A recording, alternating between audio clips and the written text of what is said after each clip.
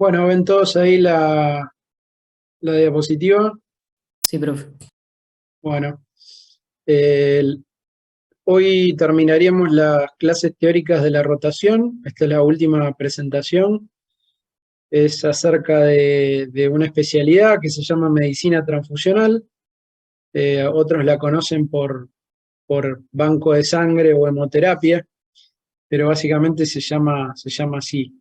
Eh, Hoy voy a desarrollar todo lo relacionado al manejo de los hemocomponentes, que cualquiera de ustedes que haga clínica o cualquier otra especialidad dentro de la clínica o mismo de la cirugía, los va a vivir en su vida profesional.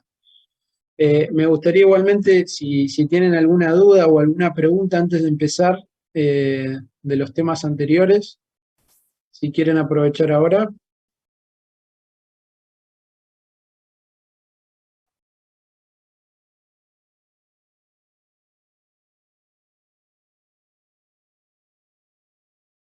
¿No tienen ninguna duda? No, profe. Qué bárbaro, impresionante. Bueno, eh, vamos a empezar entonces con la clase de hoy. Eh, la medicina transfusional es uno de los servicios dentro de la medicina más organizados y más regulados, ¿sí? No solamente está regulado por todas las leyes que regulan la práctica médica, sino que tiene una ley especial, que es la Ley Nacional de Sangre, que es una ley nacional muy moderna y progresista, en la cual se regula absolutamente cada uno de los pasos que se toman desde el punto de vista médico o técnico dentro del banco de sangre y fuera del mismo, ¿sí? Esta ley nacional determina básicamente todas las actividades que se dividen en tres grupos, que son el pretransfusional, es decir, antes de que una persona done sangre; el transfusional, que es la utilización del producto; y el posttransfusional, que es todo lo que significa el control tanto del donante como del receptor, ¿sí?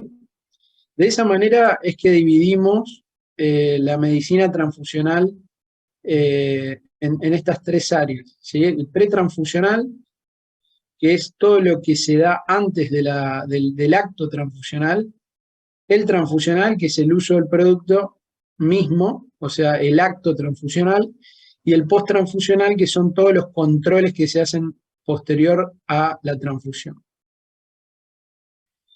Para empezamos con el primer grupo, que es el pretransfusional, lo que es la hemodonación. La hemodonación en Argentina, y esto hay que remarcarlo porque no es igual en todos los países, pero en Argentina siempre fue y es así, tiene tres características, ¿sí? Primero, que es altruista, significa que no está paga, no es paga la transfusión. Donar sangre no se ve redituado económicamente con un estipendio o algún otro tipo de retroactivo. Siempre las donaciones son altruistas, deben ser altruistas, y el hecho de que se demuestre que un donante recibió dinero por donar, de hecho es ilegal, ¿sí? En Argentina. Debe ser, idealmente, uno aspira a que sea frecuente, ¿sí? ¿Qué significa esto? Que por lo menos todas las personas que quieran donar lo hagan al menos 2 o 3 veces por año, eso es frecuente. Y voluntaria, significa que no sea por reposición, ¿sí? Los tipos de donaciones pueden ser voluntarias cuando el donante se acerca espontáneamente al banco de sangre a donar, o de restitución, ¿sí? Que es cuando un donante se acerca para reponer sangre que utiliza el banco de sangre en algún familiar o conocido. En los países más desarrollados del mundo, ¿sí? Sobre todo los de la Comunidad Europea, por ejemplo Italia, los países nórdicos, vemos que la tasa de donaciones voluntarias se acerca al 90%, o en algunos de esos países más del 90%. ¿Qué significa esto? Que los bancos de sangre se mantienen sus stocks gracias a que la gente espontáneamente se acerca a donar. No porque se solicitan unidades o se solicitan donantes para un caso particular, sino porque la gente espontáneamente se acerca a donar. Esa realidad en Argentina representa menos del 10% de las donaciones, ¿sí? Y eso es lo que generalmente las políticas relacionadas con la donación, la hemodonación, están tratando de cambiar, ¿eh? Pero lamentablemente todavía estamos lejos de la realidad de los países europeos. Dentro de esta etapa pretransfusional está, dentro de la hemodonación, la selección del donante. La donación de sangre no es un derecho, ¿sí? Esto es importante que ustedes lo recuerden. Donar sangre no es un derecho.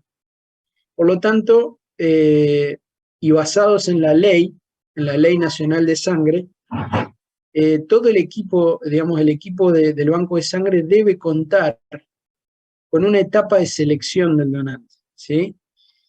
¿Por qué es esto de la selección? Porque la selección cumple distintos objetivos, pero los más importantes son, primero, proteger al donante para que el donante no sufra ningún tipo de evento que ponga en riesgo su vida o su calidad de vida, que de hecho se sabe que esos eventos, como por ejemplo los síncopes, son causa frecuente de que el paciente, el donante no vuelva nunca más a donar sangre por la mala experiencia que tiene. O sea que lo primero es cuidar al donante y lo segundo, por supuesto, cuidar al receptor.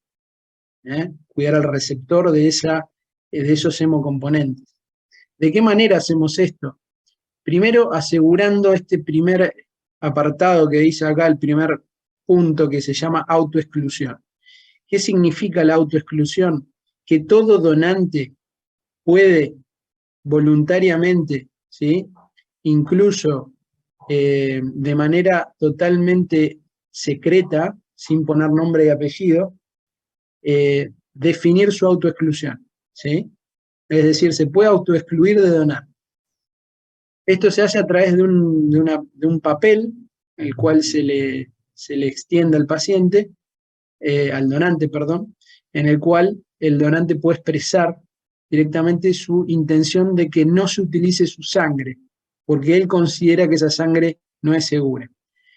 ¿Con qué objetivo se brinda esta oportunidad a los donantes? Con el objetivo de disminuir al mínimo el riesgo de que ese donante haya sido forzado a donar, ¿sí? Sabemos que la situación a veces de las familias que requieren sangre para sus familiares es muy difícil. Es difícil conseguir gente que quiera donar, lamentablemente en algunas oportunidades, y por lo tanto mucha gente se ve forzada a donar, incluso sabiendo que no está en condiciones de donar. Por eso es importante darle este espacio que se llama autoexclusión para que de manera completamente segura el donante se autoexcluya. Con respecto a la selección, otro punto importante es la medicación, ¿sí? Cuando se selecciona al donante, tratamos de detectar cualquier tipo de medicamento que pueda afectar, ¿sí?, potencialmente al receptor. Acá vemos algunos de ellos como el etretinato, que es un derivado de la vitamina A, que tiene un potencial oncogénico, ¿sí? Por lo tanto no se puede utilizar en la sangre de gente que reciba esta droga. Hay que prorrogar o postergar la donación en esos pacientes. Por ejemplo, los medicamentos que tienen alfa bloqueantes, por ejemplo los antiprostáticos, ¿sí?, o los beta bloqueantes, pueden producir que el donante pueda sufrir con mayor facilidad síncopes por el efecto propio de las drogas. Los hipoglucemiantes, lo mismo, ¿sí?, en pacientes diabéticos, no por efecto adrenérgico, sino por hipoglucemias. Y los antiagregantes, todos los antiagregantes, por ejemplo, hacen que no se puedan utilizar las plaquetas de ese donante, ¿sí? Por lo tanto, es importante detectar si esos pacientes están tomando antiagregantes, porque en esos casos sabemos que las plaquetas van a estar inhibidas y utilizar las plaquetas de esos pacientes, de esos donantes, perdón, puede no ser efectivo, ¿sí? Con respecto a las infecciones recientes, sobre todo infecciones que se den dentro de las 2 semanas de la donación, son importantes en todos los casos porque pueden favorecer la aparición de bacteriemias, y esas bacteriemias pueden aumentar el riesgo de que la unidad se contamine. ¿De dónde provienen habitualmente las bacteriemias? De focos digestivos, y por ejemplo las diarreas son una causa potencial de bacteriemia. Lo mismo puede suceder con infecciones respiratorias o infecciones odontógenas, que son muy frecuentes y que pueden producir bacteriemias, y esas bacteriemias potencialmente una contaminación de la bolsa, una colonización de la bolsa de sangre y un riesgo de infección séptica del receptor. Por eso se evitan que esos pacientes, esas personas, donen sangre si tuvieron infecciones, aunque sean leves, dentro de los 15 días de la donación. Todas las enfermedades de transmisión sexual y todas las hepatitis, menos la hepatitis A antes de los 11 años de edad, hacen que el donante no pueda proceder a la donación. En el caso de las enfermedades de transmisión sexual, que son curables, ¿sí? Como es el caso, por ejemplo, de la sífilis. Disculpe, Sí, se sí. me cortó lo de hepatitis. ¿Cómo dijo? Todos los pacientes que sufrieron hepatitis, ¿sí? Hepatitis virales, excepto los que sufrieron hepatitis A antes de los 11 años de edad, no pueden donar, ¿sí? Los únicos que pueden donar son los que sufrieron hepatitis A confirmada antes de los 11 años de edad. Los pacientes con enfermedades que han sufrido enfermedades de transmisión sexual, que son curables, como por ejemplo, como les decía, la sífilis o la gonorrea, son pacientes que pueden donar después del año de haber resuelto su infección, con un certificado infectológico, ¿sí? Por supuesto que todos los pacientes que sufren enfermedad de transmisión sexual no curables, como por ejemplo la hepatitis B, la hepatitis C o el HIV, obviamente no van a poder donar nunca por el momento, ¿sí? Con respecto a la vacunación previa, después vamos a ver ejemplos de postergación de donaciones en base a la vacunación.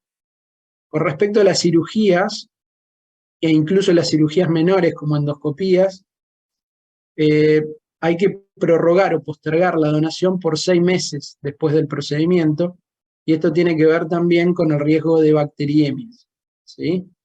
Con respecto a piercing y tatuajes, el punto de corte es de 12 meses, y esto tiene que ver con los periodos de ventana de las posibles infecciones, sobre todo las virósicas, relacionadas con la sangre, ¿sí?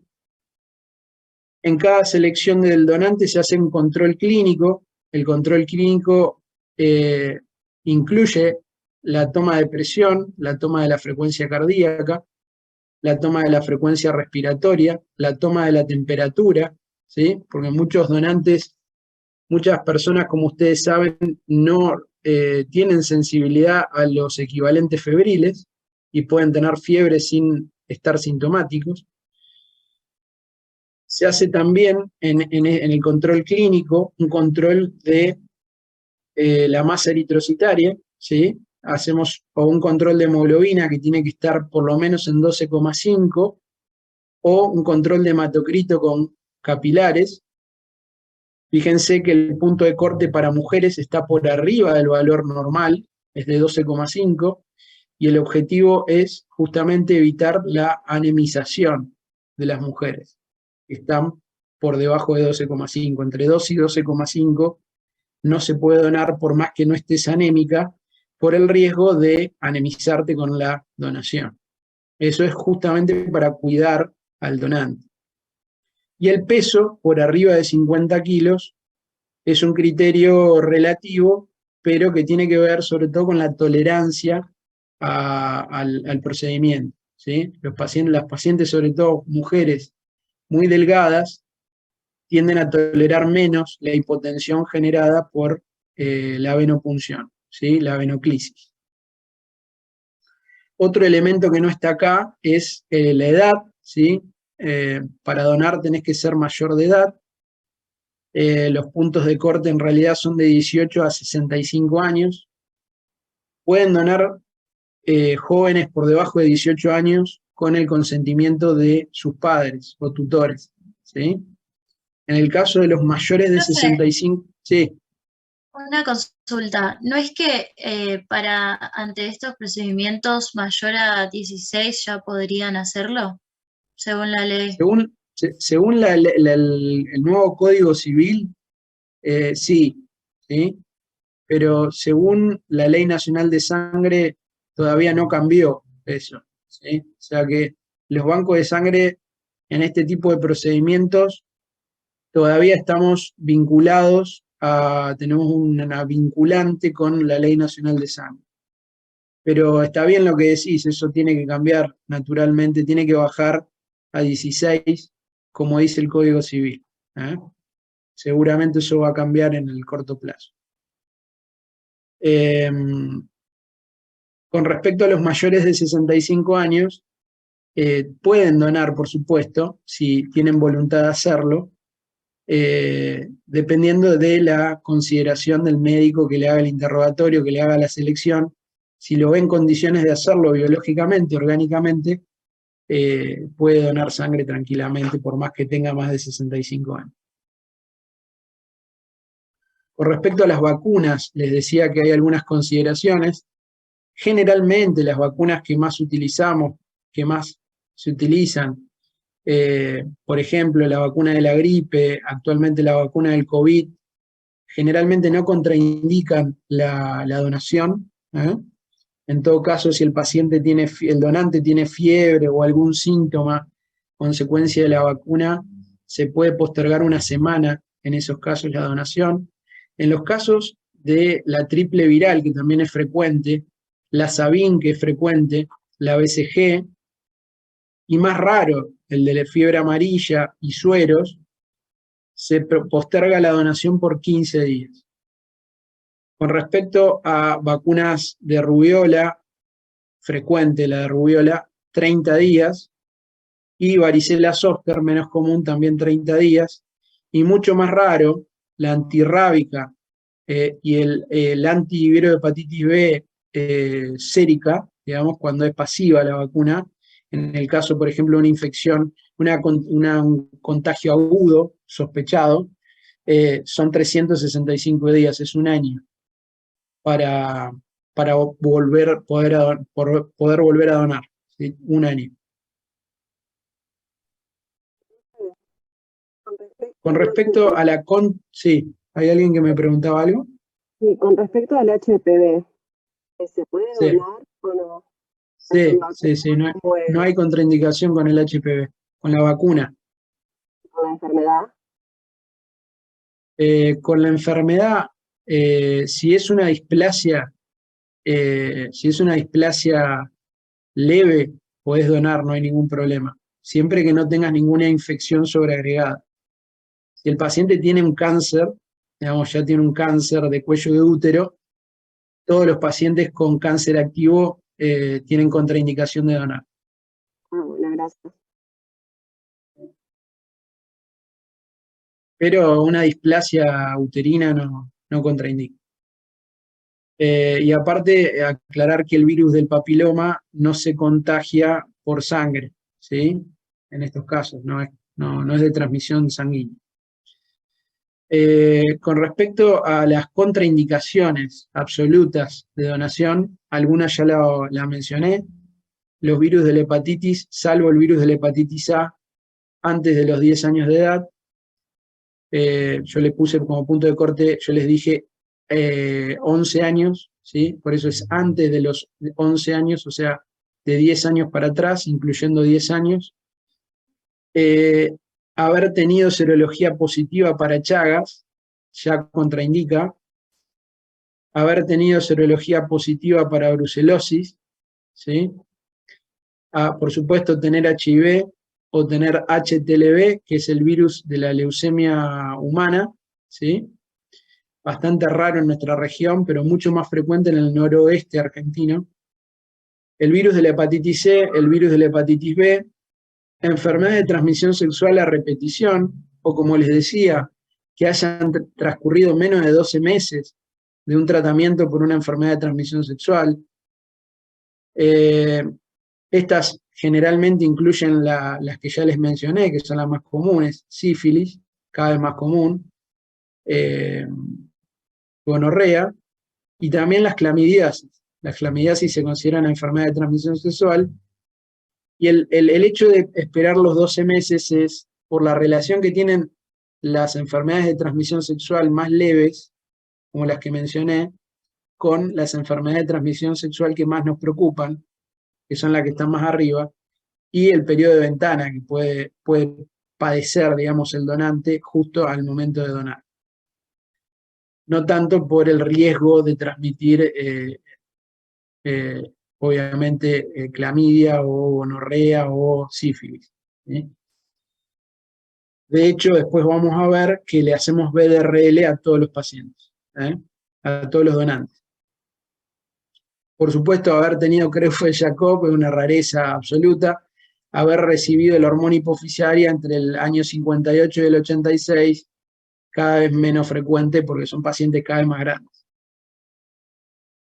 Bien, ahora vamos a pasar, esa era la etapa, una vez que el paciente, el donante, perdón, atravesó la etapa de selección, fue seleccionado, ¿sí? Aprobó, digamos, la selección de donante, está apto, se llama, para donar, pasa a la próxima etapa, ¿sí? Que se llama la etapa de donación propiamente dicha, ¿sí? La etapa de predonación también incluye todo lo que es, y yo no lo mencioné, pero todo lo que es la promoción de la hemodonación. Acá en esta cátedra yo dirigí durante casi 10 años un PACE en donde con los alumnos promocionamos la hemodonación y la donación de células madre hematopoyéticas en el Hospital Iturraspe, y eso generó del desarrollo de postas por la provincia, postas periféricas que se hacen en la actualidad en los barrios, ¿sí? O sea que eso forma parte de lo que es la etapa de predonación, ¿sí? La promoción también incluye la predonación.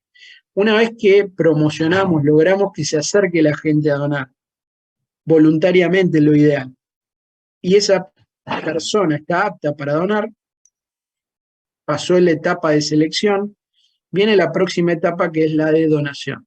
En esta etapa también le dejamos al paciente la posibilidad de expedirse acerca de si él considera que está apto para donar. O sea, tiene una chance de autoexcluirse también en esta etapa, decir, no usen mi sangre porque no la considero segura, a pesar de que pasó efectivamente por el interrogatorio que le hacemos en la selección. Y esto es también, de nuevo, para darle una oportunidad más a ser libre de donar o no su sangre. Con respecto a la donación, la podemos hacer de dos formas. La forma que todo el mundo conoce, que es la venoclisis, ¿sí? La donación de sangre entera, que es la imagen de arriba, ¿sí? En donde sacamos sangre directamente de vena. Esa sangre va a una bolsa colectora, ¿sí? Que acumula alrededor de medio litro de sangre entera, o bien a través de la féresis, que es el proceso que se hace a través de esta máquina que se llama máquina de aféresis, y esta máquina de aféresis es una máquina muy útil para realizar donaciones específicas de un tipo de hemocomponente. ¿Qué significa esto? El paciente puede donar solamente plaquetas, el paciente puede donar solamente plasma, que son los dos procedimientos más comunes a través de féresis, ¿sí? ¿Qué beneficio tiene esto de la féresis? Que después lo vamos a ver cuando les explique cómo se fraccionan los productos. Una donación de féresis, un donante de féresis plaquetaria, puede reemplazar potencialmente a 16 donantes, ¿sí? Por lo tanto, en un producto que es tan escaso como las plaquetas, después vamos a ver por qué, es muy útil, y de hecho nuestro servicio, por ejemplo, del Iturraspe, depende muchísimo de los donantes de plaquetas por féresis, ¿sí? Porque tenemos un servicio que cubre la oncohematología más importante de la región, que es de la parte pública, que es la del Iturraspe, ¿sí? Tenemos mucha demanda de plaquetas. Entonces necesitamos, en estos casos, por ejemplo, de la féresis plaquetaria.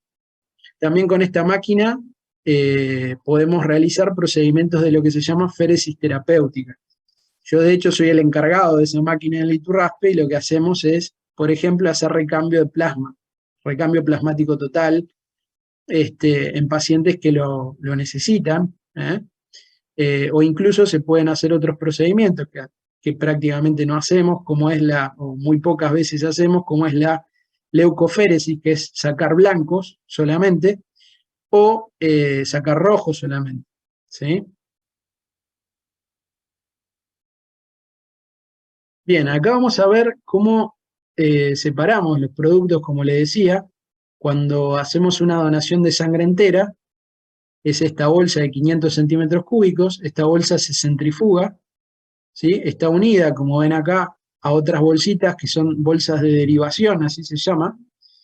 Al centrifugar esta bolsa, lo que vamos a lograr es un concentrado de glóbulos rojos o de Matíes, por eso se llama concentrado de Matíes, ¿sí? Y plasma rico en plaquetas.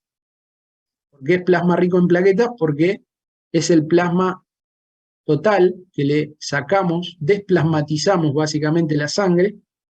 Esa desplasmatización se junta en esta bolsa de derivación, y en la otra bolsa nos queda el concentrado de glóbulos rojos o unidad de glóbulos rojos con un hematocrito de alrededor del 80%.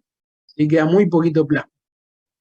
El resto del plasma pasa a esta bolsa se vuelve a centrifugar, y de esta centrifugación vamos a obtener el plasma puro y el concentrado de plaquetas, ¿sí? Esto es lo que habitualmente obtenemos. Esto de plasma de 24 horas es el mismo plasma que está acá, nada más que en vez de congelarlo, de ponerlo en el ultrafreezer, que es un freezer que tenemos en el banco de sangre, a menos 80 grados, lo vamos a, dentro de las 8 horas, ¿sí? Ponerlo en el freezer dentro de las 8 horas, lo congelamos dentro de las 24, ¿sí? Este plasma se suele generar cuando se realizan postas muy lejanas del centro de producción, ¿sí? Por ejemplo, se hace una posta en el interior de la provincia, ¿sí? Y recién esa sangre entera se procesa a las 24 horas, no se procesa en el momento. Por lo tanto, se perdieron esas 8 horas, que son las que se requiere para tener plasma fresco congelado. Ese plasma se llama plasma modificado o plasma 24 horas. Del plasma fresco congelado, si uno lo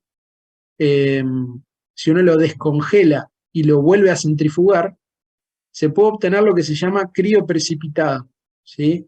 El crioprecipitado es un concentrado de fibrinógeno, factor 8 y factor de von Willebrand, ¿sí? Ese es otro producto que se puede obtener del plasma fresco congelado.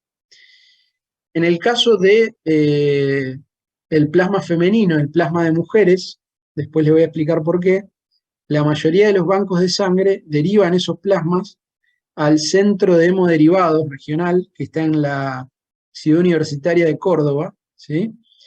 Este centro de hemoderivados produce con ese plasma femenino, plasma F, hemoderivados que son, por ejemplo, la albúmina humana las globulinas, las gamma globulinas humanas, y el concentrado de factores de coagulación. Concentrado de factor 8, de factor 9, factor 11, etc. Von Willebrand, derivado directamente de plasma humano.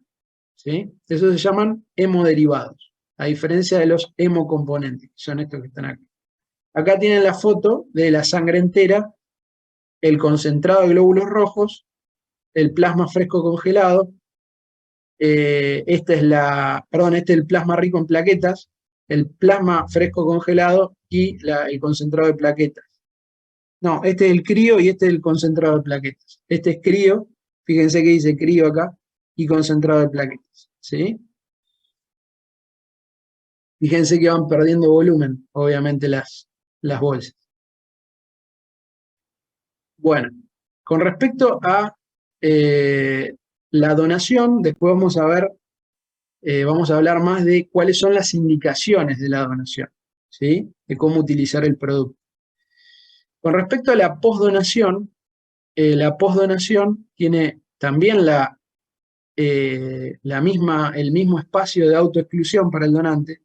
El donante puede expedirse por autoexcluirse o decidir autoexcluirse en la etapa de posdonación. Y en la etapa de posdonación hacemos lo que se llama la serología, el análisis serológico de la sangre, el estudio inmunohematológico y todo lo que es la conservación de los productos, ¿sí?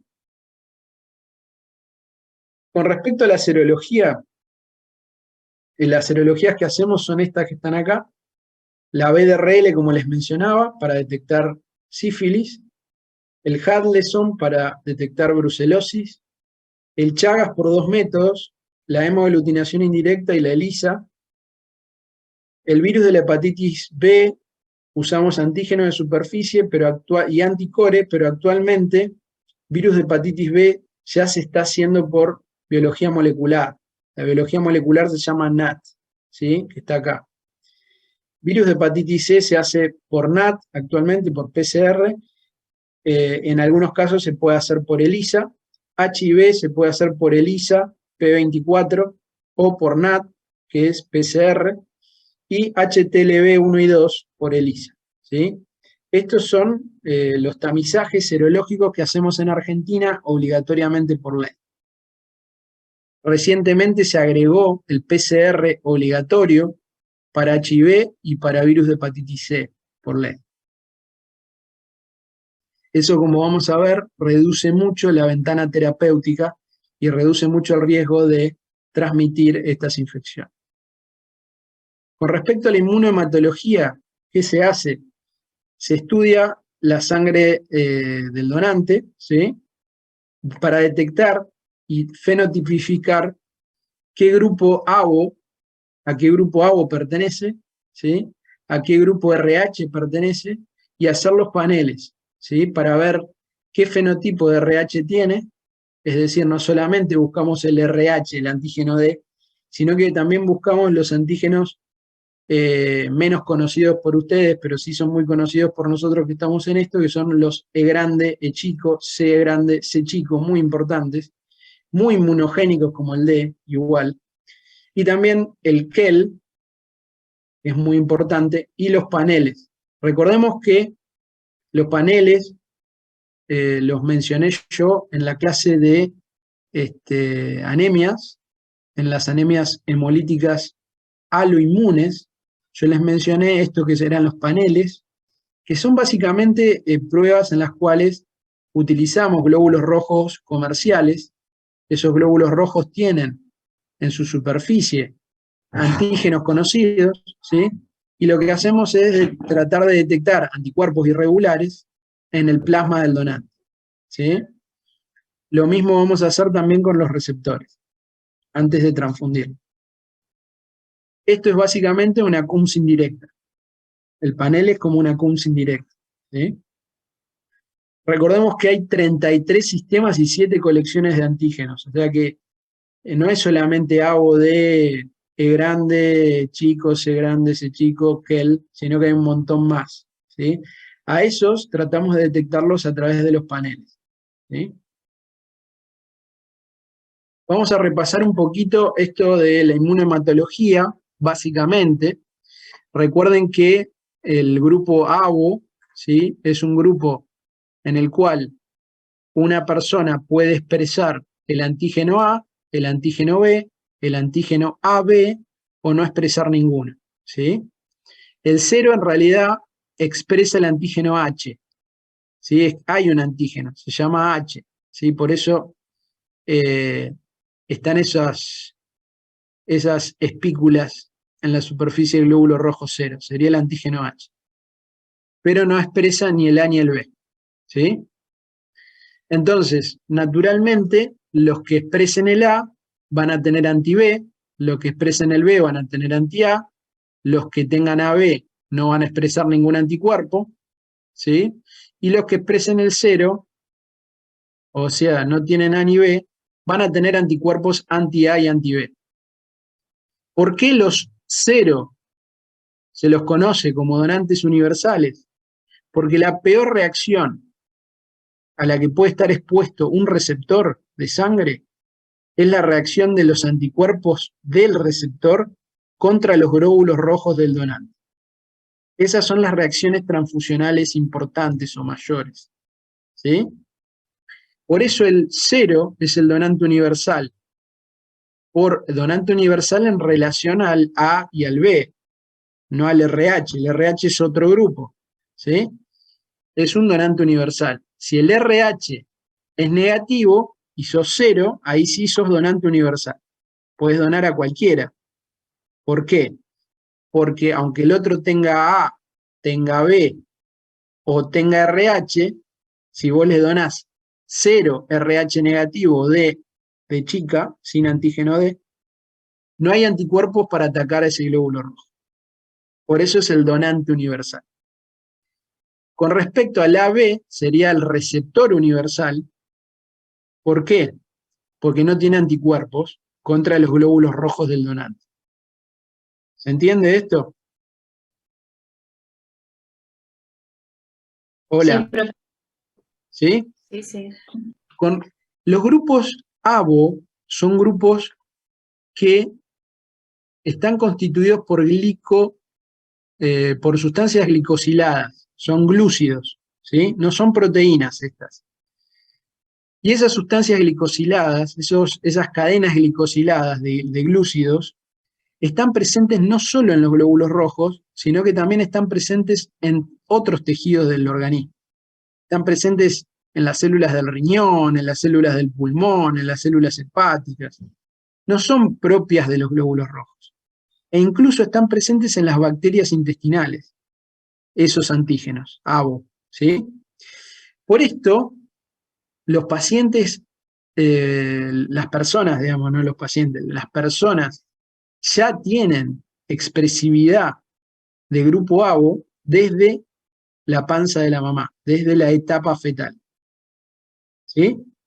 ¿Por qué? Porque ya entran en contacto, el sistema inmunológico entra en contacto, empieza a generar anticuerpos desde el inicio. Porque esos antígenos están presentes no solo en los glóbulos rojos, sino en muchos otros tejidos e incluso en bacterias intestinales. Es por eso que uno ya tiene inmunidad congénita contra estos grupos y sistemas, a diferencia de otros sistemas como el RH. El RH solamente está presente en el glóbulo rojo, no en otros tejidos, no en bacterias. El RH, en este caso estamos hablando del antígeno D, pero también del antígeno C grande, C chico, E grande y E chico. Hay más de 50 otros antígenos, pero no la compliquemos. RH. Estos grupos, estas proteínas que son polipéptidos, están presentes solamente en el glóbulo rojo. ¿Qué implica esto? Que no tenemos inmunidad congénita contra el RH. Por eso es que las mujeres RH negativas se exponen a veces por primera vez a glóbulos rojos RH positivos en un embarazo, ¿sí? Por eso se inmunizan contra el RH, el D, o el C, o el E, en un embarazo. sobre todo cuando hay transferencia de sangre fetal a la madre. ¿Cuándo sucede esto? Cuando hay una complicación durante el embarazo, cuando hay un aborto espontáneo, o obviamente cuando hay algún tipo de hemorragia, como puede suceder en un hematoma placentario. Ahí puede suceder el intercambio entre la sangre del bebé y de la madre, y ahí se generan los anticuerpos por primera vez, ¿sí? Esa es la diferencia. También existe la enfermedad hemolítica del recién nacido contra el grupo ABO, pero es mucho menos importante y menos riesgosa en realidad para el bebé, porque la mayoría de los anticuerpos ABO son IgM, no atraviesan la placenta. En cambio, los IgG, que son generados en el RH, atraviesan la placenta. Eso es una diferencia muy importante. Estos son los famosos paneles de los que le hablaba, ¿sí? Fíjense, estos paneles los tenemos en el banco de sangre. ¿Qué hacemos? Tenemos células, fíjense, célula 1, célula 2, célula 3, célula 4, célula 5. Cada una de estas células tiene un contenido distinto de antígenos y por lo tanto nos permite, agregando acá el plasma problema, detectar, ¿sí?, en esos glóbulos rojos, detectar anticuerpos, digamos, básicamente en el plasma problema, basándonos o utilizando estos glóbulos rojos que son comerciales, ¿sí?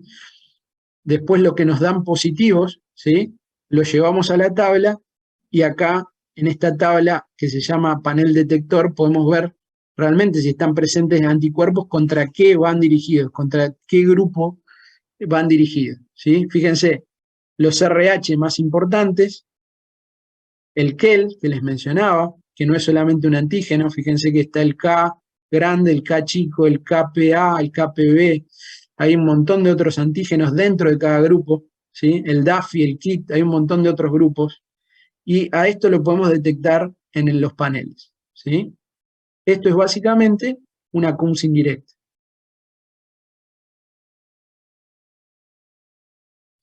Bueno, ¿tienen alguna duda de esto de inmunohematología? ¿Les quedó claro? Esto se hace en todas las unidades.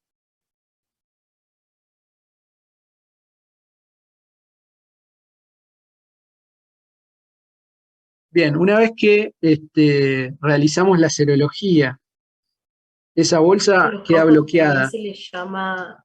¿Cómo? Sí, te escucho, Carolina. Hola.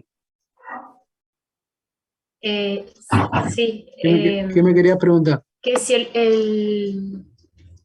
cuando te dicen que hacen el desleucoplaquetado. Ah, no, eso es otra cosa. Ah, ¿sí? eso, porque no entendí lo que era, por eso le quería preguntar. Sí, sí. O sea, eso es utilizar filtros para desleucotizar la unidad. O sea, sacarle los blancos a la unidad. ¿Sí? Eso se puede hacer con los glóbulos rojos o con las plaquetas. No se hace habitualmente con el plasma. Y tiene como objetivo sacarle los glóbulos blancos a las unidades para minimizar el riesgo, por ejemplo, de transmitirle a un paciente inmunodeficiente el virus del Epstein-Barr o el virus del citomegalovirus, fundamentalmente el citomegalovirus, ¿sí? Ese es el objetivo principal. Se utiliza en algunos países con mucho dinero, en el sector de la salud, se utiliza en todos los procedimientos. Acá en Argentina lo utilizamos solamente en pacientes, por ejemplo, inmunocomprometidos, en los cuales, y que son citomegalovirus negativos, y en los cuales no queremos exponerlo al riesgo de sufrir una infección por citomegalovirus estando inmunocomprometido, ¿sí? Se puede desleucotizar las unidades también plaquetarias, las unidades de plaquetas, con el procedimiento de aféresis.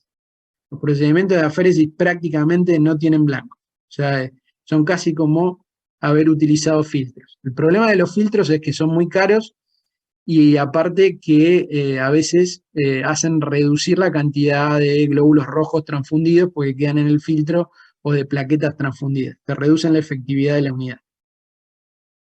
¿Sí? Ah, gracias, profe. Sí, yo no había Bien. entendido si era un procedimiento aparte o si era parte de... Se hace en la transfusión, en el acto transfusional, no está acá. ¿Sí? Se hace habitualmente cuando transfundís la unidad. Gracias. Bien, con respecto a la conservación, una vez que obtenemos la unidad, como les decía, vamos a lanzar, a alargar la serología, decimos nosotros. Esas unidades van a quedar bloqueadas en una heladera de bloqueo y se van a desbloquear solamente cuando tengamos los resultados negativos de las serologías, obviamente. Si alguna de las serologías le da positivo a la unidad, esa unidad se va a descartar, se va a tirar, ¿sí? Y por ley hay que informar al donante dentro de los 15 días hábiles, con una carta. Le va a llegar una carta al donante en el cual le van a decir, no que le dio positivo, sino que se acerque al banco de sangre para ser informado, ¿sí?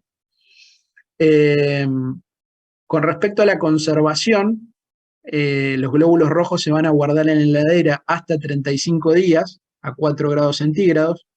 Las plaquetas se pueden guardar en heladera hasta 7 días o a temperatura ambiente, habitualmente en movilización permanente a través de un aparato que las moviliza, que las mueve, unos 5 días, ¿sí?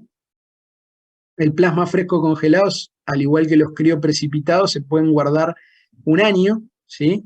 Y habitualmente usamos un ultra freezer a menos 80 para mantenerlas en esa situación, ¿sí? Conservar los factores de la coagulación. Ahora vamos a hablar del acto transfusional, ¿sí? De cómo se utilizan las unidades. Antes de empezar con esto, les quiero aclarar que cada uno de estos pasos queda registrado en el banco de sangre. Cada uno de estos pasos queda registrado en un libro. Hay un libro de donantes, un libro de receptores, un libro para las bolsas que entran y salen del banco de sangre, un libro para serologías. Hay libros para cada uno de los aspectos que estuvimos charlando. Todo queda registrado, obligatoriamente, ¿sí? Por eso el banco de sangre es uno de los servicios sanitarios de los hospitales más seguros y con más regulaciones. Uno puede volver hacia atrás de manera de hacer una auditoría hasta llegar al donante, ¿sí? Desde el receptor para atrás hasta el donante, en cada uno de los pasos. Con respecto a la transfusión en sí, propiamente dicha, vamos a hablar de dos aspectos importantísimos que son, por supuesto, las indicaciones, cuándo hay que usar y cómo hay que pedir, ¿sí? las unidades. Vamos a empezar por los glóbulos rojos, ¿sí? Ya hablamos en síndrome anémico acerca de la utilización de la transfusión, ¿sí? Los criterios para transfundir, que se definen en base a la tríada que yo les mencioné, que nos permite definir el riesgo de un paciente anémico. ¿Cómo definíamos el riesgo de un paciente anémico? En base a una tríada. ¿Cuál era esa tríada? A ver.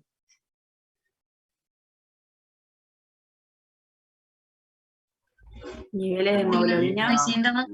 comorbilidades. Ah, muy bien, muy bien, muy bien. Excelente. ¿Sí? Esa tríada es fundamental, ¿sí? Nunca vamos a definir una transfusión, nunca deberíamos, mejor dicho, definir una transfusión en base solamente a la hemoglobina, ¿sí? Necesitamos considerar en todos los casos al paciente, ¿sí? No solamente al laboratorio. Y el paciente es fundamentalmente las comorbilidades y la clínica, ¿sí? Tenemos que ir al pie de la cama y ver realmente cómo está el paciente, no definir una transfusión sentados en la sala de médicos cuando nos recibimos el laboratorio en la computadora. Eso no está bien, ¿sí? Y si eso lo hacen en el Iturraspe cuando hagan la residencia, mi servicio lo va a bloquear, ¿sí? Sépanlo. No se hace eso. Hay que ir a ver cómo está el paciente. Después el técnico de hemoterapia es el primero que te va a decir, che, doctor, pero mirá que el paciente no está en la cama, está dando vueltas. Pero ¿cómo era? ¿No era que estaba descompensado el paciente? ¿Sí? Resulta que el paciente ni siquiera está en la cama. ¿Sí? Siempre vayan a ver cómo está el paciente. Definan con criterio la transfusión. Recuerden que la transfusión no es un procedimiento exento de riesgo. ¿Sí? La transfusión es como un microtrasplante. ¿Sí? Es un trasplante de tejidos, ¿sí? Porque estamos hablando del tejido sangre. Recuerden que la sangre es un tejido conectivo especializado y tiene un montón de células que tienen un montón de complicaciones potenciales. Entonces, si ustedes van a las guías nacionales de transfusión, que están con el link que yo les di en EMACLI, en hematología clínica, van a ver que en general la mayoría de las sociedades del mundo ha adoptado una conducta restrictiva para la transfusión, conservadora, ¿sí? Porque hay un montón de estudios científicos que demostraron que transfundir libremente, ¿sí? No restringidamente, sino libremente, no solamente que no mejora la morbilidad, sino que aumenta la mortalidad. Entonces, necesitamos tener criterio para transfundir. Y ese criterio no solo va a depender de esto que está acá, en color, la hemoglobina, sino, fíjense, pacientes críticos, dice acá, asintomáticos. Pero para definir críticos, ¿qué tenemos que evaluar? La clínica y las comorbilidades. Naturalmente, no te dice transfundir a todos los que tienen menos de 7. Te dice, es apropiado transfundir a pacientes con menos de 7 si son críticos e incluso cuando están asintomáticos. Pero vos fuiste y evaluaste si está asintomático, si no está asintomático y qué comorbilidades tiene. No te basaste solamente en la hemoglobina. ¿Eso queda claro? Fíjense qué sencillo que es, ¿sí? Si quieren ir a los trials, este es uno de los más importantes, se llama TRIC. Esto demostró que el restrictivo, digamos, la filosofía restrictiva para utilización de la sangre es la correcta, ¿sí? Es la que más beneficia al receptor, ¿sí? 7 a 10 de hemoglobina, y bueno, situación clínica del paciente que lo justifique, ahí mismo te lo dice, clínica del paciente que lo justifique. Un paciente que, bueno, está sangrando activamente, incluso si tiene más de 10, si está sangrando mucho, se debe transfundir, ¿sí? No hay ninguna duda. Si tiene una hemorragia importante, hay que transfundirlo.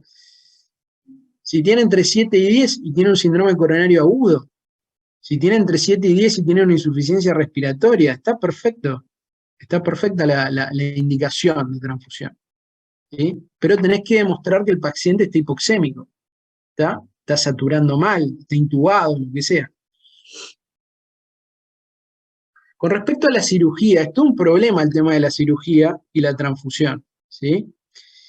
Actualmente, como yo también les mostré en la clase de anemias, les hablé del Patient Blood Management.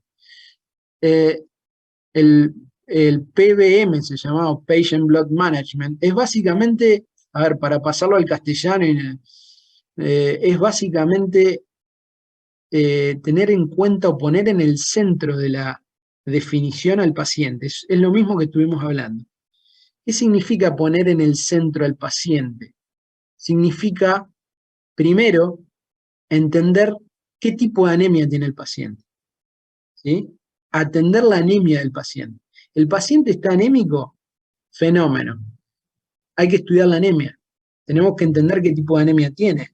¿Esa anemia es regenerativa, arregenerativa? Si es regenerativa, ¿está hemolizando?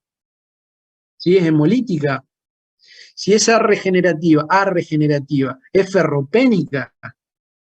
Si es ferropénica, tratalo con hierro, ¿para qué me pedís transfusión? Si es megaloblástica, tratalo con ácido fólico B12, ¿para qué me pedís transfusión? ¿Se entiende? ¿Y qué importancia tiene esto? Centrarse en el paciente. Que si ese paciente necesita una cirugía, tiene que llegar a la cirugía en las mejores condiciones posibles. Sabemos que la hemoglobina baja repercute en la recuperación postquirúrgica del paciente e incluso aumenta la morbilidad y la mortalidad de los pacientes quirúrgicos. Tenemos que llevarlo en las mejores condiciones posibles al paciente. Por eso es importante las consultas prequirúrgicas para definir todas estas cuestiones, estudiar bien la anemia, resolver de la manera más efectiva posible la anemia del paciente, por supuesto estudiándola como corresponde, y durante el procedimiento quirúrgico, establecer todas las técnicas necesarias para reducir el sangrado. Ustedes vieron en cirugía, hay técnicas que reducen el sangrado, hay técnicas que son más hemostáticas que otras. Utilización de sustancias hemostatizantes, como por ejemplo el ácido tranexámico, lo van a leer un montón en cirugía actualmente, en un montón de especialidades quirúrgicas. Utilizar medios de recuperación sanguínea intraoperatoria, por ejemplo, ¿sí? Y por supuesto, lo que ya hablamos, utilizar las guías de transfusión para usar bien la sangre, pedir bien la sangre. Si se necesita la sangre, fenómeno, pero para definir esa necesidad tenemos que utilizar los criterios nacionales e internacionales para utilizarla, no lo que a mí se me ocurre, sino lo que está indicado por guías, ¿sí? Tanto nacionales como internacionales. En la cirugía cardiovascular, por ejemplo, el hecho de utilizar plasmas del mismo donante es una posibilidad, pero se utiliza muy poquito, ¿sí? Transfusión en hemorragia masiva cuando tengo más de un 30% de pérdida de la volemia. Estos pacientes están acá, están mencionados acá porque no solamente necesitan rojo, sino que necesitan plaquetas. Perdón, necesitan plaquetas, si digo bien, y necesitan plasma. Porque habitualmente estos pacientes no solamente requieren rojos, sino requieren reposición de factores porque sufren lo que se llama una coagulopatía por consumo, ¿sí? Cuando hay una gran hemorragia. Situaciones especiales en transfusión, pacientes que tengan anemias A regenerativas, pero que estén recibiendo radioterapia, ¿sí? El punto de corte para transfundir puede subir, ¿sí? Incluso más de 10. O pacientes que estén recibiendo quimioterapia, el punto de corte puede subir entre 8 y 10. ¿Por qué? Porque estos pacientes hoy pueden tener 8 o 10 de hemoglobina, pero mañana quizás tienen 6. ¿Sí? Entonces, ¿por qué se es más liberal para transfundir estos pacientes? Pues son pacientes de alto riesgo y con un alto dinamismo, ¿sí? Un gran dinamismo.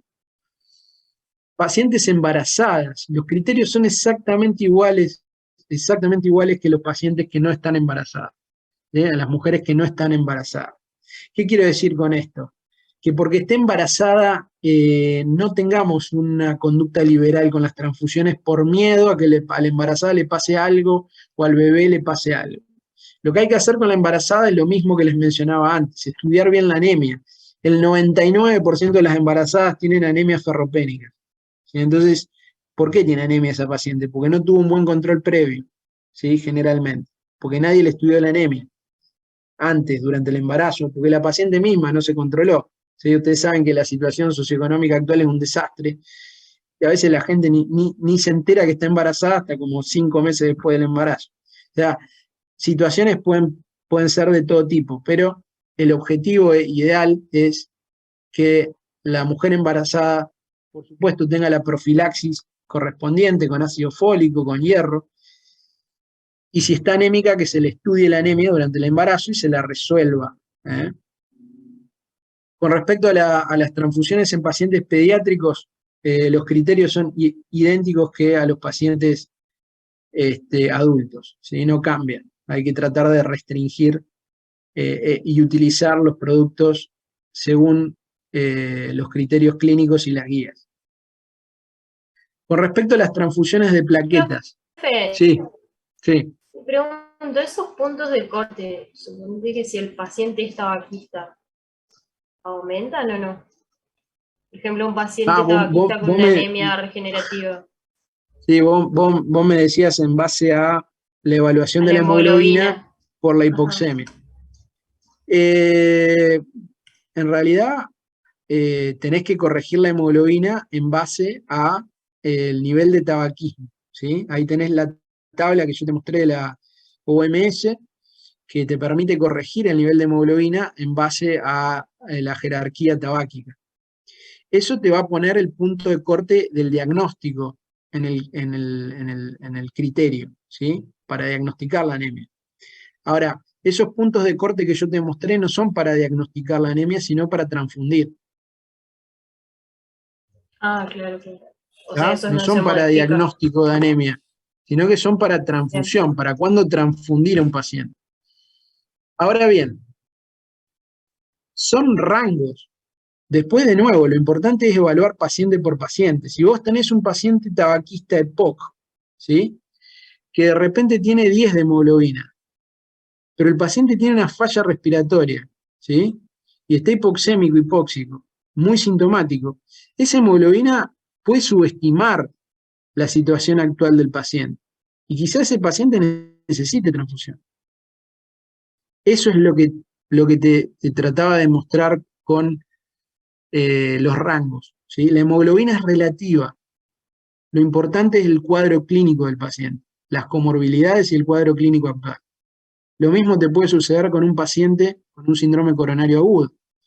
Un tipo se está infartando, ¿sí? Tiene las enzimas por las nubes, tiene un dolor precordial terrible, está haciendo una falla cardíaca y tiene 9 de hemoglobina, ¿sí? El cardiólogo te dice, tenemos que transfundirlo. Perfecto, lo transfundimos. Después la cuestión es, que no la mencioné recién, es cuánto transfundir. Eso es otro tema importante, que lo íbamos a hablar después en realidad con el tema de las complicaciones. ¿Cuánto transfundir? Siempre transfundir una unidad, ¿sí? Nunca se transfunden 2 juntas porque se me ocurre, ¿sí? ¿Cuándo se transfunden 2 juntas o 3 unidades? Bueno, cuando el paciente está en shock hipovolémico, por ejemplo, por una hemorragia. Fantástico. Pero los criterios más importantes son los de transfundir la menos cantidad posible efectiva.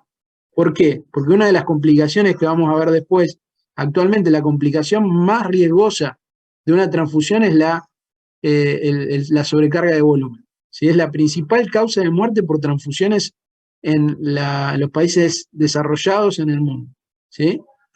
Eh, por lo tanto, hay que restringir el volumen también en los pacientes, sobre todo en los pacientes que son añosos, en los pacientes que tienen, por ejemplo, insuficiencia cardíaca, que tienen insuficiencia renal, ¿sí? Son pacientes que van a encharcarse, decimos nosotros, en la jerga médica, en la jerga clínica, se encharcan, se llenan de agua, y sobre todo se encharcan los pulmones, ¿sí? Se produce un edema agudo de pulmón que lo generamos nosotros mismos, iatrogénicamente, por llenarlo de volumen. Si querés pasarle 2 unidades, fantástico, pasarle una hoy y una mañana, pero no las 2 juntas, ¿está? Eso lo hacemos habitualmente. Incluso a veces usamos diuréticos, furosemida, para favorecer la diuresis y reducir el riesgo justamente de falla cardíaca y edema agudo de pulmón. Con respecto a las plaquetas, ¿sí? Las plaquetas, como yo le digo, son la joya de la corona. ¿Sí? Ahora que está de moda la corona y el tema de la reina y demás. Las plaquetas son nuestra joya en el banco de sangre. Las cuidamos como oro, ¿sí? ¿Por qué las cuidamos como oro?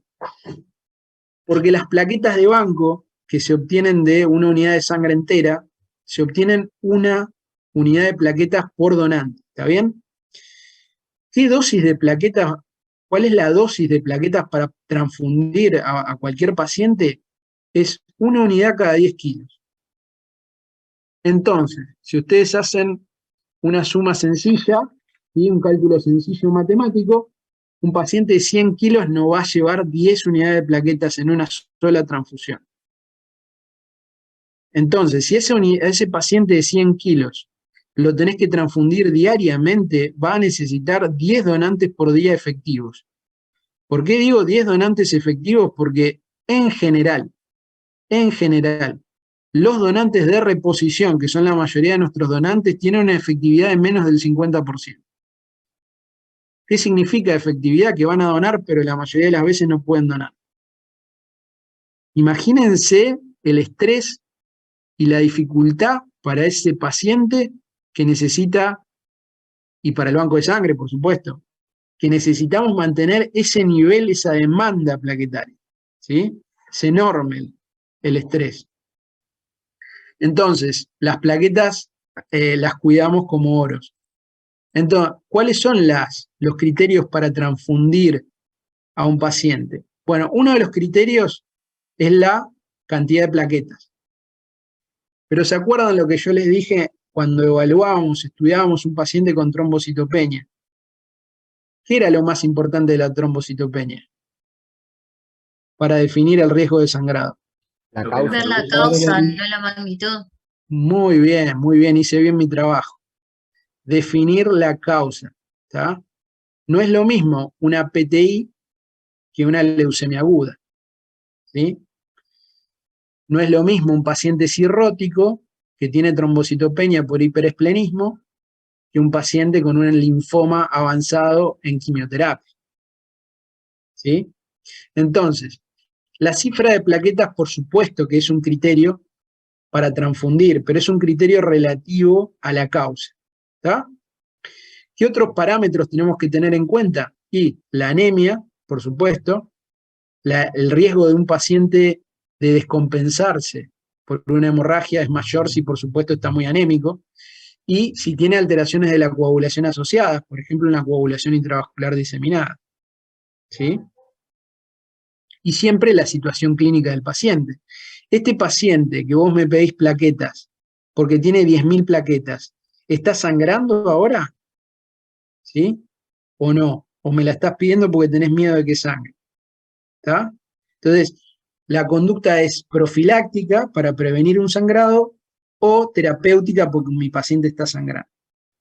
¿Bien? Ese es otro concepto que hay que tener en claro. ¿Cuándo transfundimos a un paciente de manera profiláctica? Bueno, tenemos en cuenta la causa, de nuevo. Si el paciente tiene una PTI, no lo voy a transfundir profilácticamente. Olvídate, aunque tenga 0 plaquetas, ¿sí? ¿Qué voy a hacer con ese paciente con la PTI? Le voy a tratar por su PTI rápido. En todo caso, le puedo dar, aparte de corticoides, gamma para aumentarle más rápido las plaquetas, ¿sí? Pero no le voy a transfundir plaquetas, salvo que mi paciente esté sangrando. A ver, tiene una hemoptisis, tiene una hematemesis, ¿sí? Obviamente le voy a tener que transfundir, pero para salvarle la vida. ¿Qué efectividad va a tener esas plaquetas? Nadie sabe. Es lo mismo que transfundir a un paciente que está hemolizando con glóbulos rojos. ¿Qué efectividad va a tener esos glóbulos rojos? Me pasó el fin de semana ¿sí? Con una paciente. Yo le decía al médico que me estaba pidiendo la sangre, ¿qué efectividad va a tener? No tengo ni idea. Es más, puede estar peor después, porque puede hemolizar más todavía. Pero si el paciente está hemodinámicamente inestable, vamos a buscarle una unidad lo más parecida posible y lo transfundimos. Lo mismo con las plaquetas, pero es autoinmune, ¿sí? Ahora, el paciente tiene menos de 10.000 plaquetas y tiene una leucemia aguda, se transfunde, ¿tá? Tiene un linfoma, está haciendo quimioterapia, está haciendo radioterapia, lo transfundimos profilácticamente para evitar que sangre. El paciente tiene una leucemia aguda y tiene neutropenia febril y tiene menos de 20.000 plaquetas y el servicio de hematología me pide plaquetas para transfundirlo profilácticamente, lo transfundo. ¿Tá? El paciente sangra, no sé por qué sangra, y tiene 20.000 plaquetas, hay que transfundirlo si el sangrado es significativo, hasta que se descubra la causa. El paciente va a una cirugía cardiovascular. ¿Cuántas plaquetas tiene que tener mínimo? 80.000 plaquetas. Un paciente va a una neurocirugía. ¿Cuántas plaquetas mínimamente tiene que tener? 100.000 plaquetas. Eso ya está todo definido, ¿sí? En guías. Pero entender que la trombocitopenia por sí sola no es indicación de transfusión. Por más que me griten por el teléfono, no lo vamos a transfundir si no hay un criterio claro para transfundirlo. ¿Por qué? No porque nos pongamos en duros, sino porque, recuerden, ahora son chiquitos, pero le falta poco para recibirse. Recuerden, para el banco de sangre las plaquetas son sagradas, ¿sí? Son nuestra joya de la corona. La vamos a cuidar como oro. ¿Por qué? Porque no nos sobran, chicos. No sobran. Nada sobra en el banco de sangre, pero las plaquetas menos, ¿sí? ¿Cuáles son las indicaciones? Bueno, lo que le decía, ¿no? El tema de las 50.000 plaquetas, si está sangrando activamente. Es muy raro que un paciente con más de 50.000 plaquetas sangre por la trombocitopenia, pero puede ser, lo podemos discutir en cada caso particular. Pues hay que ver por dónde sangra, como les decía en la clase de diátesis hemorrágica, de hemostasia. Hay que ver por dónde sangra y por qué sangra, ¿sí? Fíjense, prevención o profilaxis en cirugías invasivas, en procedimientos invasivos, cuando las plaquetas están entre 20 y 50.000, ¿sí? En el caso de cardiovascular 80.000, neurocirugía 100.000, como les decía antes. Profilaxis, menos de 10.000, en el caso de aplasia medular, menos de 5.000. ¿Por qué? Porque generalmente la aplasia sangra menos. Y en el caso de pacientes neutropénicos febriles, como les decía, este punto de corte de 10.000 puede subir a 20.000. O sea, transfundirlo con más plaquetas. ¿Cuáles son los factores de riesgo para sangrado? Bueno, son bastante lógicos, fíjense. Como les decía, paciente muy anémico va a tener mayor riesgo, paciente muy viejo, paciente muy joven. La hipertensión o cualquier riesgo cardiovascular, en realidad, si el paciente tiene, obviamente, antecedentes coronarios, o antecedentes de ACV, o antecedentes de falla hepática, por supuesto se podrían agregar acá. Infección grave, mucositis, esto es típico de los pacientes neutropénicos que les mencionaba, que estén en tratamiento antibiótico de amplio espectro, o coagulopatía, ¿no? Por consumo, ¿sí? Otros criterios, cuando el paciente sospechamos que tiene una patología oncohematológica de base, por eso la esplenomegalia, pacientes trasplantados, o pacientes que están recibiendo antiagregantes, ¿sí? O que no están respondiendo como deben a la transfusión plaquetaria. Intervención en sistema nervioso, intervención oftalmológica o prueba diagnóstica invasiva. ¿Sí? Son todas cuestiones bastante obvias. ¿Bien? ¿Cuándo no hay que transfundir nunca? Bueno, ya les dije, en la PTI, fíjense, está acá abajo, PTI sin sangrado con riesgo de vida, no se transfunde. ¿Tá? Pero hay otras también. La hemorragia no producida por trombocitopenia o alteraciones de la función plaquetaria, obviamente, pero todavía recibimos, incluso en hospitales como el nuestro, que son hospitales teóricamente de alta complejidad, todavía hay médicos que piden, pensando que las plaquetas tienen un poder mágico para curar cualquier tipo de causa de sangrado. Todavía hay gente bastante delirante que pide esas cosas. Obviamente que no lo transfundimos a esos pacientes. Pacientes que tienen púrpura trombótica trombocitopénica o síndrome urémico hemolítico, ¿sí? Que tienen trombocitopenias a veces severas, hay que tratar de evitarlas porque esas transfusiones pueden aumentar el riesgo de trombosis en estos pacientes. Recuerden que estas son las microangiopáticas, ¿se acuerdan? Anemias hemolíticas microangiopáticas, las que son CUMS directa negativas, ¿sí? Y que tienen, aparte de hemólisis que no es inmune, tienen trombocitopenia, típica microangiopática, ¿sí?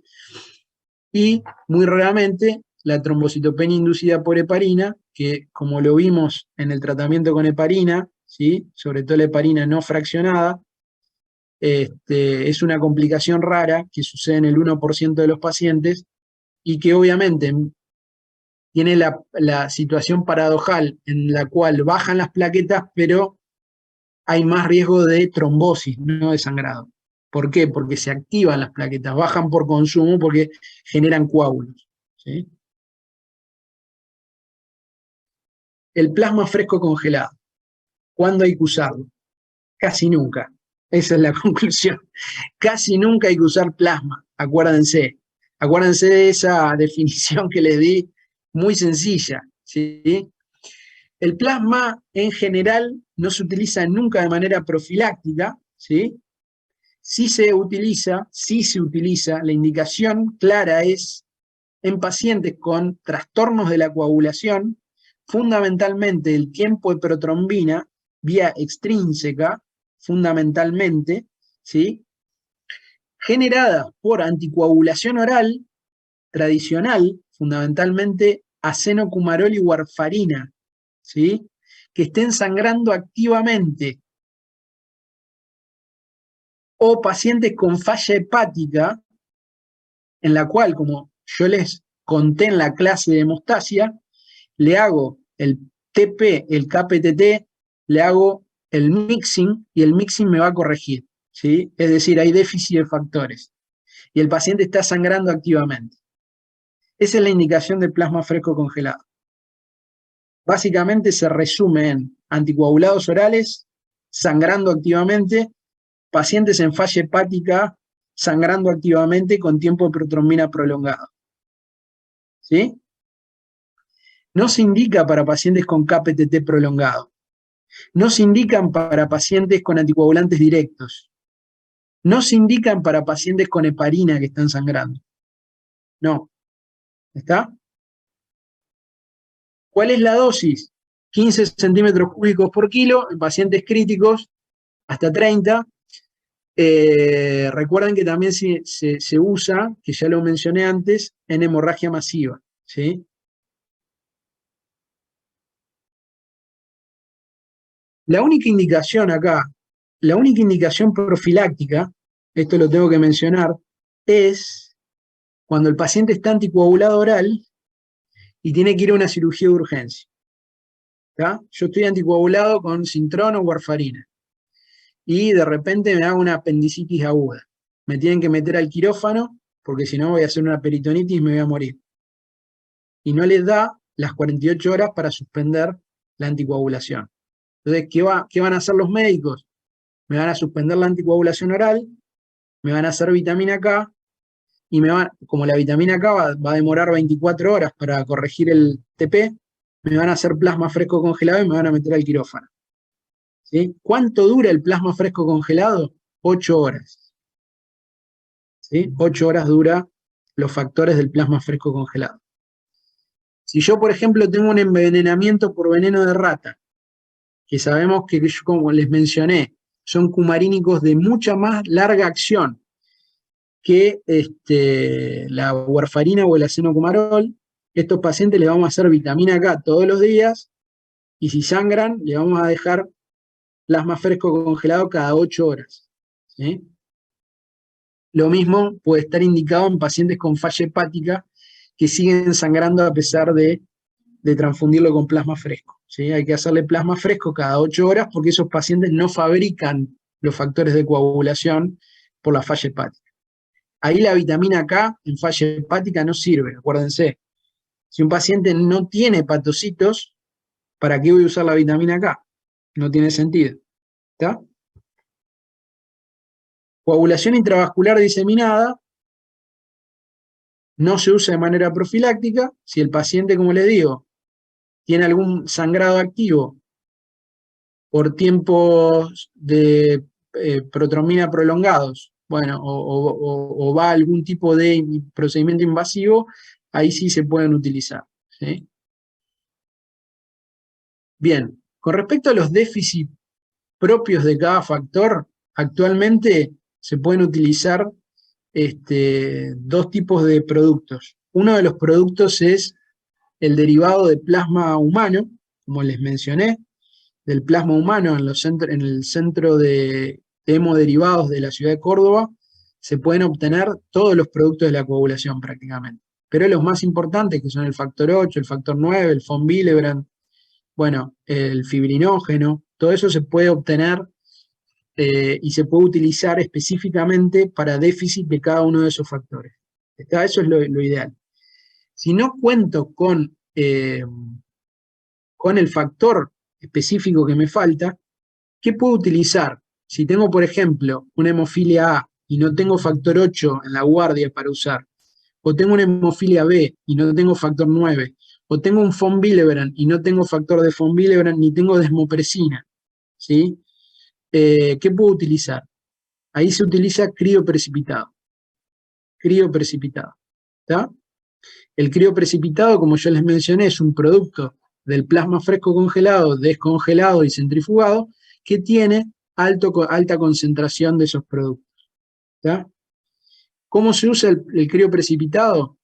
Una unidad cada 10 kilos, igual que las plaquetas. También tiene alta concentración de fibrinógeno. ¿Sí?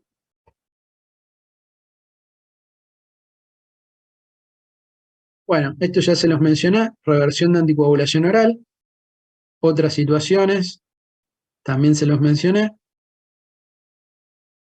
Y con respecto al von Willebrand, también hablamos de los factores específicos. Recuerden que en el tipo 1 de von Willebrand, que es el más común de todos, se puede usar desmopresina. Ahora, si estás en una guardia, lo más probable es que no tengas desmopresina. Si el paciente no la trae consigo, tampoco es factible que tengas factor 8 o factor de von Willebrand, por lo tanto vas a terminar usando crioprecipitado. ¿Sí? Como dice acá, CP es crioprecipitado. En la PTT congénita, púrpura trombótica trombocitopénica congénita, que usamos plasma fresco congelado, pero eso lo hacemos. Nosotros tenemos 2 pacientes en nuestro hospital con PTT congénita. Esos pacientes ya tienen planificado sus transfusiones con plasma de manera mensual. ¿Sí? Es muy específico. La PTT adquirida, que tenemos 2 o 3 casos anuales en nuestro hospital, que le hacemos recambio plasmático total. ¿Sí? Eso se hace transitoriamente hasta que lo recuperamos al paciente. RIN prolongado en ausencia de sangrados. Nada, no tenés que hacer nada. Lo que tenés que hacer es tratar de entender por qué el RIN está prolongado. ¿Sí? Entonces, este paciente, ¿por qué tiene el RIN prolongado? ¿Por qué tiene el tiempo de protrombina prolongado? ¿Corrige o no corrige con el mixing? ¿Sí? Eso es lo que te tenés que preguntar. Si corrige es porque tiene déficit de factores. ¿Qué tenés que hacer? Próximo paso. A ver. Vitamina K. Puede ser, pero ¿qué es más importante antes de actuar? Puede no necesitar vitamina K. ¿Qué pasa si el paciente está anticoagulado oral y vos le das vitamina K? Podés revertir el efecto anticoagulante, lo podés perjudicar, porque no está sangrando el paciente. Fíjate, RIN prolongado en ausencia de sangrado. ¿Sí? Lo primero que te tenés que preguntar es, ¿este paciente está anticoagulado? ¿Tá? Y lo segundo es, ¿tiene falla hepática si no está anticoagulado? ¿Tá? Si es viejo, si recibió o no antibióticos, si está desnutrido, bueno, etc. Otras preguntas también pueden venir. El plasma fresco está contraindicado, fíjense, en reemplazo de volumen. Nunca, esto es típico de los cirujanos viejos, te piden plasma fresco para inflar al paciente, básicamente para reemplazarle el volumen, digamos, básicamente, porque sangró como una bestia en el quirófano, entonces el tipo se quiere quedar tranquilo y le pasa plasma por las dudas. Eso no se hace, y no lo hacemos. ¿Sí? En ese caso hay que reponer con volúmenes. Si el paciente sangró mucho, en todo caso transfundirlo, pero no plasma fresco porque sí.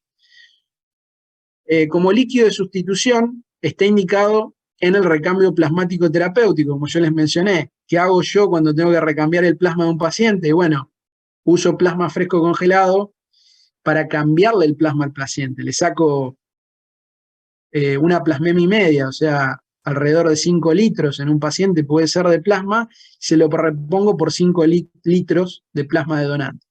Pero eso es específico de qué paciente. Paciente que tiene, por ejemplo, púrpura trombótica trombocitopénica o good pasture. ¿Sí? En toda mi vida de médico he visto un solo good pasture, espero no volverlo a ver nunca más, y de PTT sí tenemos 3, 4 por año, como les mencionaba.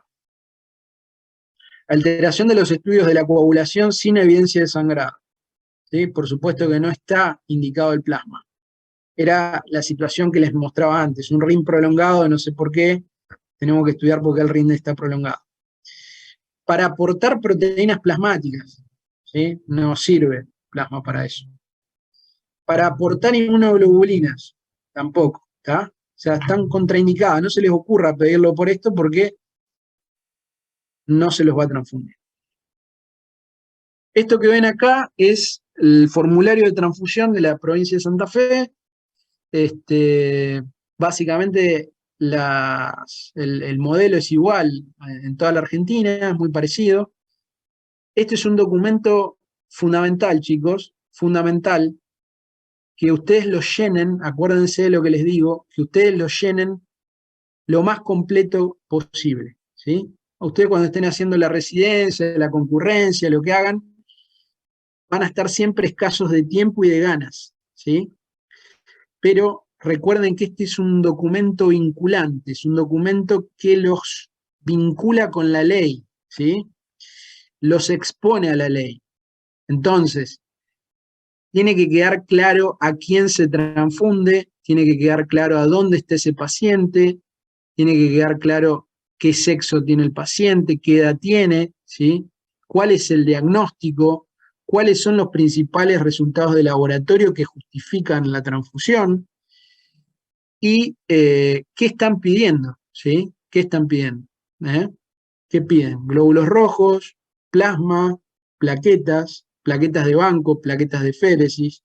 Como decía hoy su compañera, Carolina, necesitan filtrada la unidad, necesitan la unidad irradiada, ¿sí? Eso se usa, por ejemplo, en inmunocomprometidos también, en pacientes que van a ir a trasplante de médula, eso es mucho más específico de hematología, ¿sí? Y lo más importante, lo que dice acá, fíjense, carácter de la transfusión.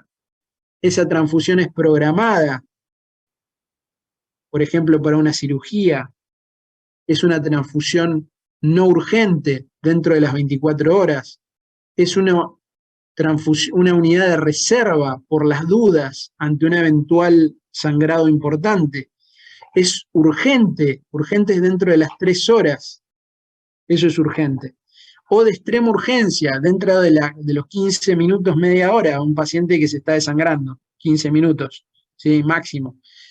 ¿Por qué es importante esto?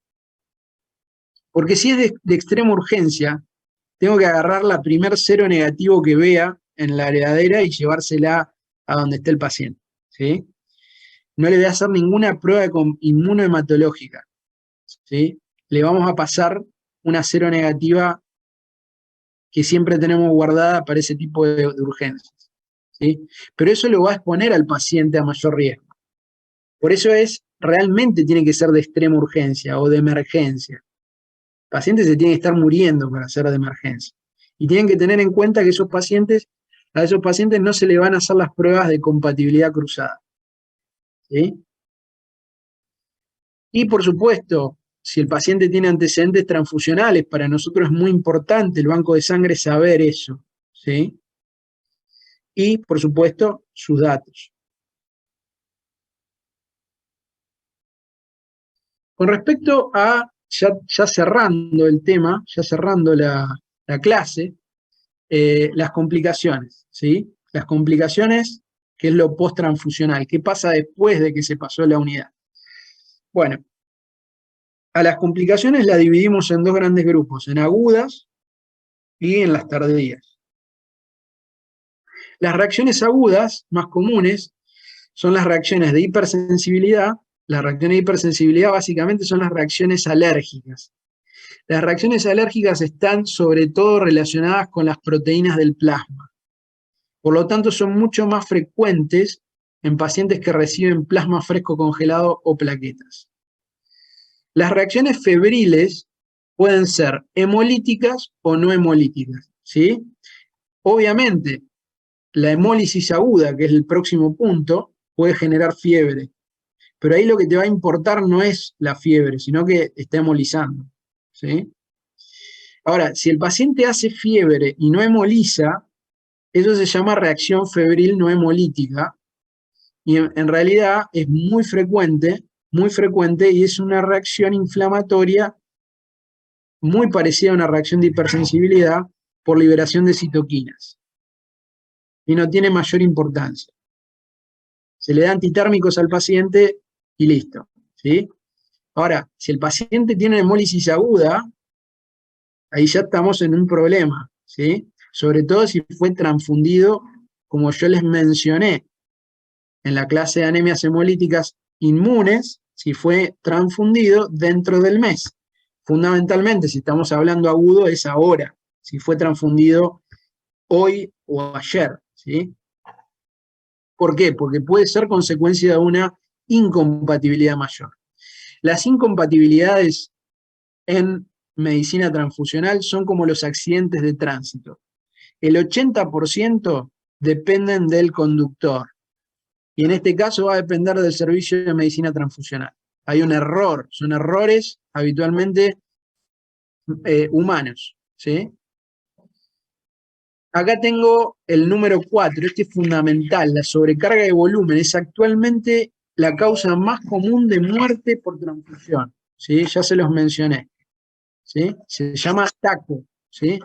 O sea, lesión aguda por sobrecarga de volumen, lesión pulmonar aguda por sobrecarga de volumen.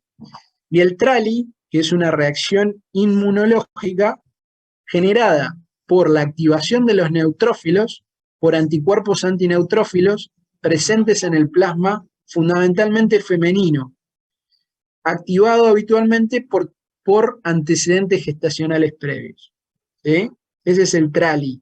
La lesión pulmonar aguda por activación neutrofílica es un síndrome de distrés respiratorio del adulto con una alta mortalidad. ¿Cómo se combatió el TRALI? Actualmente el TRALI es muy raro. ¿Por qué? Porque la mayoría de los bancos de sangre no usamos plasma femenino. No porque seamos machirulos ni discriminadores de las mujeres, sino porque justamente queremos evitar esta complicación, que es el TRALI, que son anticuerpos antineutrófilos, que se sabe que son mucho más frecuentes en mujeres, fundamentalmente multíparas. Por eso el plasma de las mujeres se los regalamos, en realidad se los intercambiamos a el Centro de Hemoderivados de la ciudad de Córdoba, que en contraprestación nos ayuda con cuestiones propias del banco de sangre. Puede ser reactivos o sillones o algún producto que necesitemos.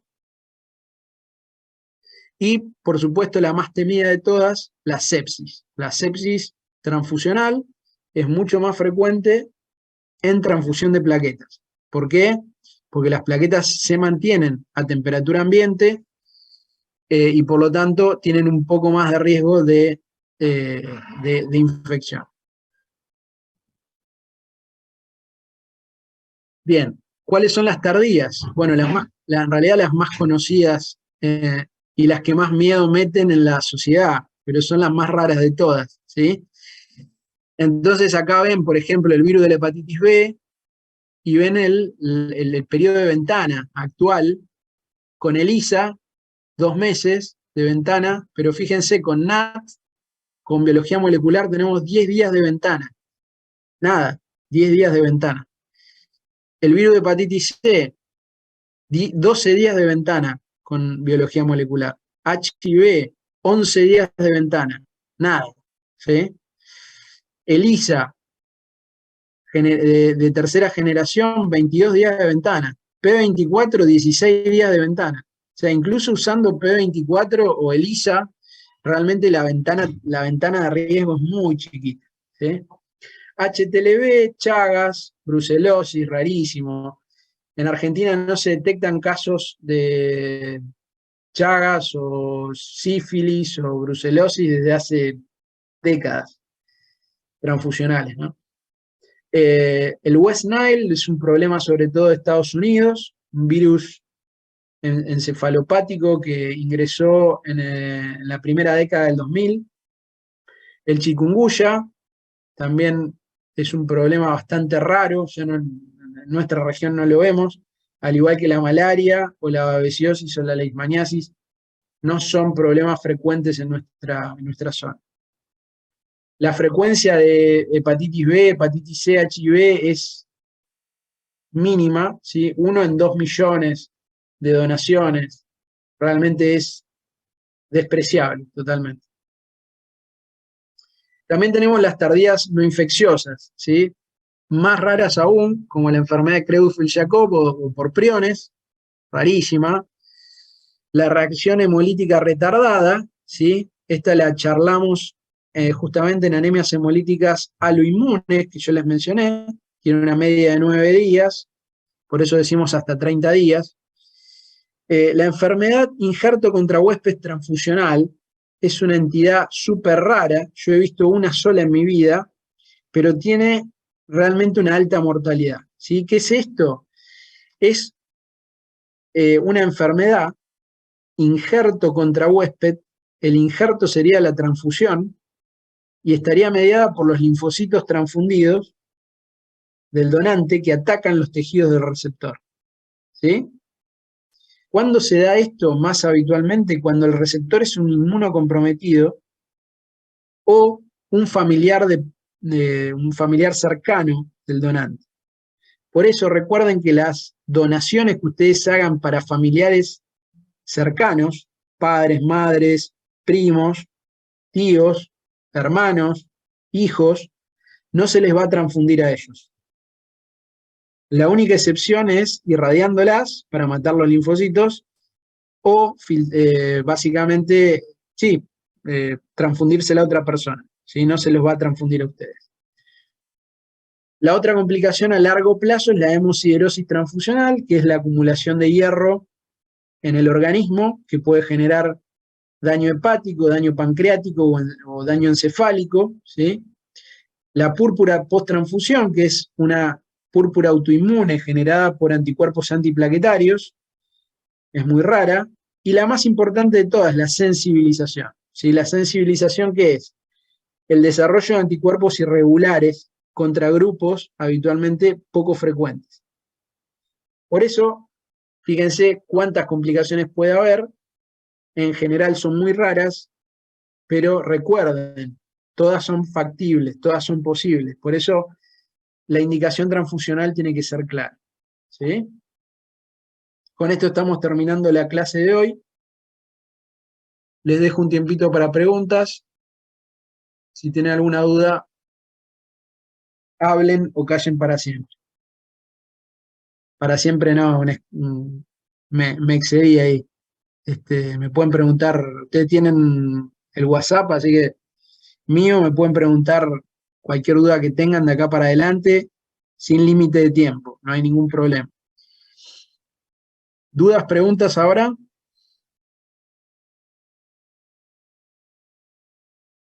Profe, yo tengo una duda, pero de anemias. A ver. En los cirróticos, yo vi